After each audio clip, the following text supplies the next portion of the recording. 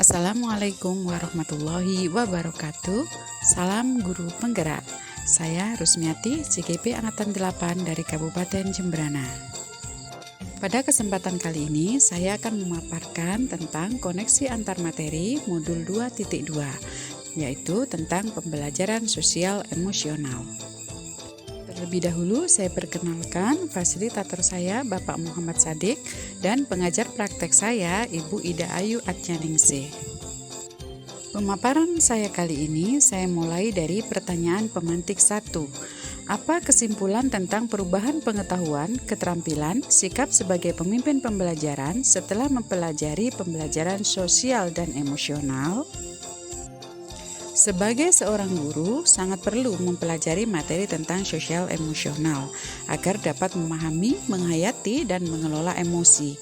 Dalam pembelajaran sosial emosional ada 5 kompetensi sosial emosional, yaitu kesadaran diri, manajemen diri, kesadaran sosial, keterampilan berelasi, dan pengambilan keputusan bertanggung jawab. Guru sebagai pemimpin pembelajaran harus menerapkan kelima KSE agar dapat mewujudkan pembelajaran yang nyaman, menyenangkan bagi murid, dan menciptakan karakter murid yang berbudi pekerti luhur, sehingga akan terjadi perubahan pada murid baik secara pengetahuan, keterampilan, dan sikap. Pertanyaan pemantik 2. Apa kaitan pembelajaran sosial dan emosional yang telah Anda pelajari dengan modul-modul sebelumnya? Berikut ini adalah kaitan antara modul 2.2 dengan modul-modul sebelumnya. Yang pertama, PSE lebih menitik beratkan pada pencapaian nilai-nilai budi pekerti yang dapat melatih anak untuk memiliki kesadaran diri sesuai dengan filosofi Ki Hajar Dewantara. Yang kedua, PSE merupakan pembelajaran yang dilakukan secara kolaboratif oleh seluruh komunitas sekolah. Hal ini sesuai dengan nilai guru penggerak yang bersifat kolaboratif.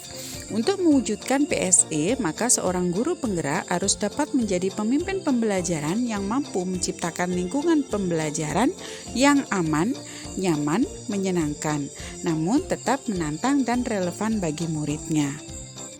Yang ketiga, PSE dapat terwujud jika guru memiliki visi yang dapat menciptakan perubahan.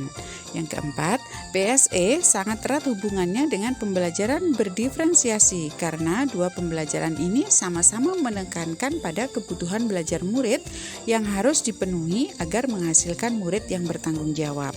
Dan yang kelima, seluruh modul saling berkaitan untuk mewujudkan pembelajaran yang berpihak pada murid sesuai profil pelajar Pancasila. Dalam koneksi antar materi modul 2.2 ada 3 pertanyaan lanjutan yang harus saya jawab. Yang pertama, sebelum mempelajari modul ini saya berpikir bahwa sehingga Setelah mempelajari modul ini ternyata. Yang kedua, berkaitan dengan kebutuhan belajar dan lingkungan yang aman dan nyaman untuk memfasilitasi seluruh individu di sekolah agar dapat meningkatkan kompetensi akademik maupun kesejahteraan psikologis atau well-being. 3 hal mendasar dan penting yang harus saya pelajari adalah, dan yang ketiga, berkaitan dengan pertanyaan nomor 2, perubahan yang akan saya terapkan di kelas dan sekolah bagi murid-murid dan bagi rekan sejawat adalah. Berikut adalah jawaban dari ketiga pertanyaan tersebut. Pertanyaan nomor 1, jawabannya adalah sebelum mempelajari modul ini saya berpikir bahwa pembelajaran hanya bertujuan untuk menambah pengetahuan dan keterampilan murid saja. Setelah mempelajari modul ini saya sadar bahwa ternyata belajar dapat mengubah karakter secara psikologis sehingga murid akan memiliki kompetensi sosial emosional yang baik. Kedua, 3 hal mendasar dan penting yang saya pelajari adalah, yang pertama, menerapkan 5 KSE dalam pembelajaran, yaitu kesadaran diri, manajemen diri, kesadaran sosial, keterampilan relasi, dan pengambilan keputusan bertanggung jawab. Yang kedua, menerapkan praktek kesadaran penuh atau mindfulness dengan menggunakan teknik stop atau teknik lain yang sesuai. Dan yang ketiga, menerapkan 4 indikator PSE yang berkaitan dengan kelas dan sekolah, seperti pengajaran eksplisit, integrasi dalam praktek mengajar guru, dan kurikulum akademik, menciptakan iklim kelas dan budaya sekolah, dan penguatan KSE, pendidik dan tenaga kependidikan di sekolah. Dan yang ketiga, perubahan yang akan saya terapkan di kelas dan sekolah. Yang pertama, bagi murid, memberikan pengajaran eksplisit dalam kegiatan kokurikuler dan ekstrakurikuler, melakukan integrasi dalam praktek mengajar guru dalam kurikulum akademik seperti melakukan pembukaan hangat.